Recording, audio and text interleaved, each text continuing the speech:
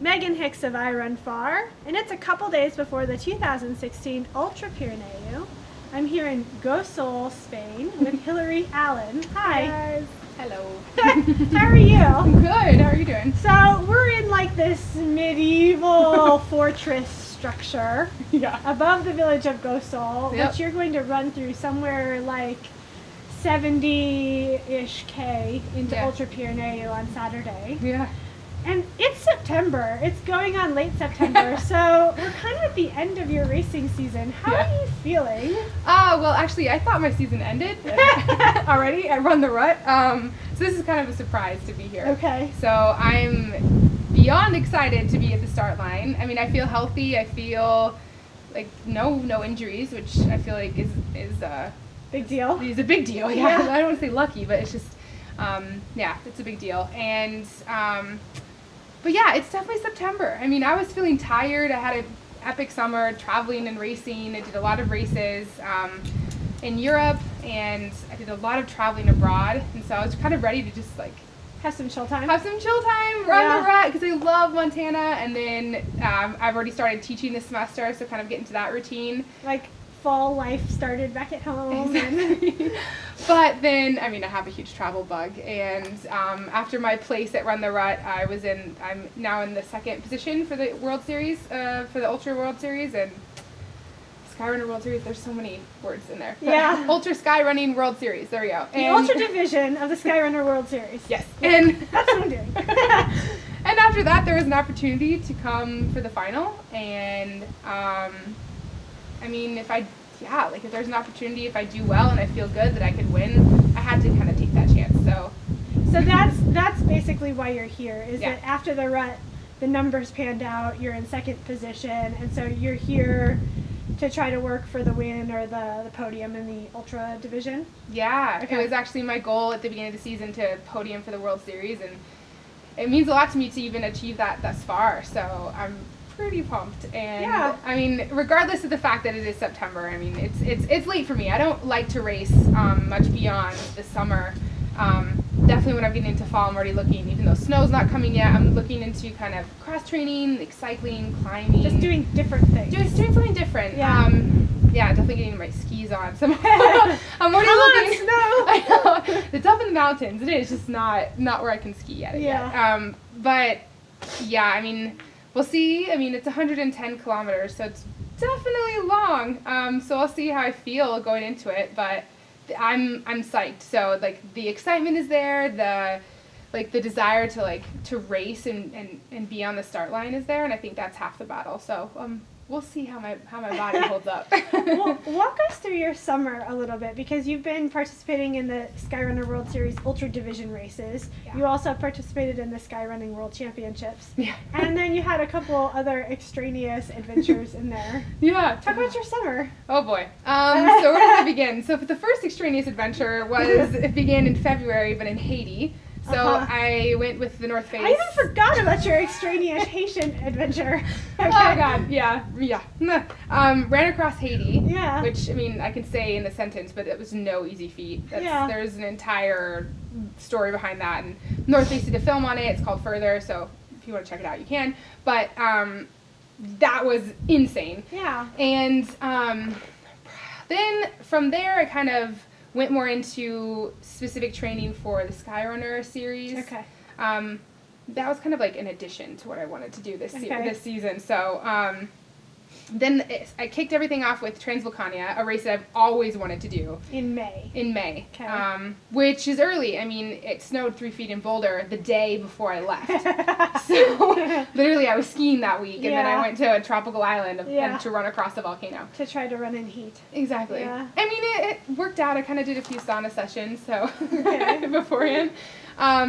It was maybe to warm back up than train, but then I did Transvolcania, and then I had to come home actually and finish some stuff up with school this semester, and finish submitting my grades for all this good stuff. And then do real work, do some work, which I really enjoy. So, and then but at that point I had already moved all my things into storage, because I was planning to be away for the whole summer, traveling, training, racing. So I was kind of homeless for a little bit there, but I made it work. And then, then I left the end of May to go to Portugal, a little island, Madeira, to do the 55K there, which was incredible. Like, it was just technical, just amazing. Like, so many shades of green. All I've heard is when people say, when they talk about the trails in Madeira, they say stairs. Oh, yeah. Was it just a and I have big feet. Stairs? So I had big feet. It was really difficult because, like, the people in Madeira, it's like a little island. It's the small-footed island. Seriously. That's They're like amazing. this tall. They're like really small. And I'm not, it's the truth. Like, there's not really many tall people there. And, so I have big feet, and it was wet, and so, like, it was a little bit of a challenge, so it added a little bit more, like, spiciness. That's hilarious. Yeah, but literally, when big-footed challenge. Seriously. I couldn't, I had to, like, everyone else was just going straight down, I had to, like, go sideways. Yeah. I love it. It was fun, though. But, so I stayed there for a week, and then immediately went to, Venice in Italy. I have a friend he used to live in Boulder.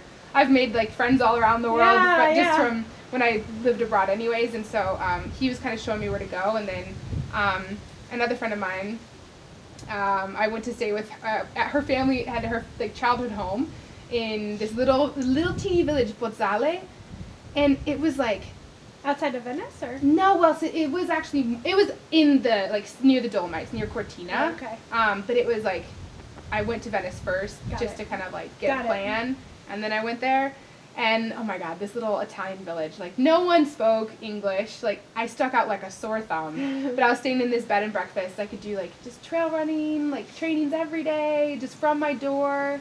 I was there for 3 weeks. Wow. And then. Oh gosh. So then I had a little like side race, Cortina. Yeah. So the North Face, it's obviously a big sponsor of Lavaredo, and it's the shorter sister race to the Lavaredo Ultra Trail. Yes, and I originally was going to do the longer one, but I decided to back down because I wanted to do the Buff Epic, the World Championships. Got it. So I did the Cortina Trail. It runs like right around like Cime in the Dolomites. Just insane, the history and the landscape. Wow. Yeah, it was so great. Got to hang out with like some teammates there, and then from there I went to Spain, and thus begun the crazy adventure that is Spain. Sorry, Spain, but you're an adventure. Oh yes, definitely my favorite, obviously, because I can speak Spanish. I could use my language skills now, but the schedule is just totally different. I think the first day I got there, I went to this little place, La Covatia. It's like a ski station, and there's gonna be a race there. So I was helping like make a video to promote the race, which it was crazy. And I got there at 8 p.m. after having traveled all day, and just like there's plenty of like it's still early, like there's plenty of lights. We go running for 2.5 hours, and then we don't even have dinner till like 11:30, and like the kids are up playing, and I'm just like falling asleep on the table. So Spain was kind of like that all over the place, but amazing. I got to go to Aragon and then into Catalonia and like all around the Pyrenees. And I finally ended my stay there in the World Championships, the Buff Epic. Yeah. Which was my first crack at 110K. And it wasn't epic for you. No, well, it was certainly epic in the fact that I threw up a bunch of times. Yeah. And so what happened in that race? Did you go into it sick or just feel off? You know, I think it was just the whole experience of traveling. I think my body was tired, but I didn't really want to admit it. And I wasn't really willing to slow down to like really taper for that race. I think I still had run like 15 miles in like 5 hours the Saturday before. Like, what am I doing? You know, like, but I couldn't really like, I think the reason why I chose to stay in Europe for the whole summer was because you wanted the experience. Yeah, and that's just as important as any races to me. In fact, maybe it's more important. So I wasn't willing to kind of just like follow a strict training plan just because I had a race. Like, of course I was training for the races and on the terrain and the more steep and technical terrain, but I mean, I only have like one time to experience this, or just like one life, and there's so much to experience. I want to get in as much as I can. So that was probably my fault. I was a little bit maybe tired, mentally and physically. And I think what revolted was my stomach. Okay. So I've actually never really had stomach issues, and I could not eat for about 10, 11 hours. So yeah, the race took me 17 hours to do. And yeah. Did you see Jesus out there? No, I did not see God. Where was he? And why didn't he have food for me? Why couldn't I eat it? Yeah, even like the whole like Ultra Coca-Cola trick. Like I tried that for a little bit, but I was drinking maybe like 10 mils in an hour or 2 hours. Yeah. And even then, like every time I touched it to my lips, I would just like dry heave. Or every time I went past a certain pace, like to try to push it, I would just dry heave and like throw up anything and everything that was inside of me, which was awful, and it's such a horrible feeling. But you know, like I try to take away like positives from every experience. And you know, I never knew that I could keep going. Like I didn't know I had it in me. Like every single ounce of me wanted to quit, but somehow I kept on like walking out of the aid stations. Like with like, yeah, I still kept going. Like I don't know what it was. And then even, yeah, like every time I was just like, oh my God, I have so much further. Like I just want to quit. Like why am I doing this? Like this is so stupid. And then, yeah, like, and then once I realized, you know, I had high hopes of maybe like podium in that race, and I think maybe I could have on a good day, but then once that kind of was out of the picture, I was questioning whether I should just keep going because I wasn't in a position I wanted to. Right. And then I was thinking to myself, like, that's bullshit. Like, I don't do it because of that. I do it because I love it and to challenge myself. So definitely got that. Definitely got the challenge yourself aspect of the day. Yeah. So, I mean, I finished. That's like a huge accomplishment. My first 100K, super mountainous course. Like, I think I had 28,000 feet up and then back down. Ouch.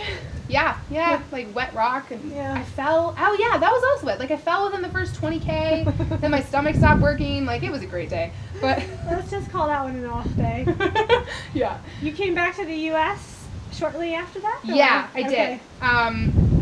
And then I went straight back to Scotland, to Isle of Skye. There was like a little project we did with the North Face there, so visiting my home roots. My father grew up in Isle of Skye, so that was really cool. Did you see all the red-haired people of the world? I did. There's so many. This is where we come from. But they're pale. I can actually like hold a tan. Yeah. So they're looking at me like I was some like extravagant like thing, like foreigner coming in. Who's this dark-skinned creature? So yeah, that was cool. And then came back, and literally like 2 days later, I started teaching at the small college, the university that I'm at, and. Yeah, then the rut. Shortly after. And so the rut is, when I think of like Hillary Allen style racing, I think of the rut as sort of right up your alley. Heck Lots of technicality and just steeps. But at 5 a.m. the morning of the race, the route was changed. Yes, it was. To the anti-Hillary Allen to the like antithesis of my style, which, I mean, I call it a track meet, and I did not run track. Well, it was like a muddy track meet. It was a muddy track meet. So maybe like the elements were more my style, because I feel like the more suffering and like the more like extreme the elements, I'm fine. Like I'll go out on anything and run. So that maybe suited my style more, just because it was really cold and like raining, and I was soaked from mile one. But it was super runnable in comparison to what the original. The whole thing was runnable, and I mean we still had a fair amount of climbing, so it wasn't necessarily like a flat track meet. But for me, it was. Yeah. But you did really well. Yeah, I was really surprised actually. Do you think it was because the conditions were kind of way off par and? Maybe, but I also like I was feeling kind of like. I felt really sad, like, to be home. Like, I mean, it sounds really weird, right? You should be homesick. I was kind of the opposite. I was, like, already missing Spain. You were homesick for Europe. Yes, I was homesick for Europe, and just, like, it was a great experience. And so I was already feeling kind of just off mentally. And I think once I showed up to the race and I saw, like, a bunch of my friends and, like, the whole community of trail running, I was just, like, kind of invigorated again. And, again, it's a challenge. Like, it's not my style, but I'm still going to try my best that day. And, yeah, like I just kept pushing myself, and like once I reached the last climb, I was like, oh, we're here already? Like we're here at this last aid station, and I kind of, you know, shed a tear when we passed the turnoff for Lone Peak, because I wanted to go up there so bad. I want to turn! But yeah, it pushed very hard to the very end, and I was only 30 seconds back from the second place. Yeah. So yeah, I guess I got some speed in me. I just have to like find the right like attitude to channel it, I guess. Yeah. Yeah. And so one last set of fireworks this weekend at Ultra Pirineu. Yeah, literally, I hear, aren't there like fireworks or something at the beginning? Yeah. Yeah, it's crazy. There's 1,000 people in this ultra. 1,000 people who are going to start in this tiny historic town. Yeah, and we were just in Baga today, and it's incredible. Yeah. Yeah. All right. Well, best of luck to you. Thank you. And may you wrap up your Skyrunner World Series Ultra Division podium. Thank you very much. Good luck. Thanks. Bye.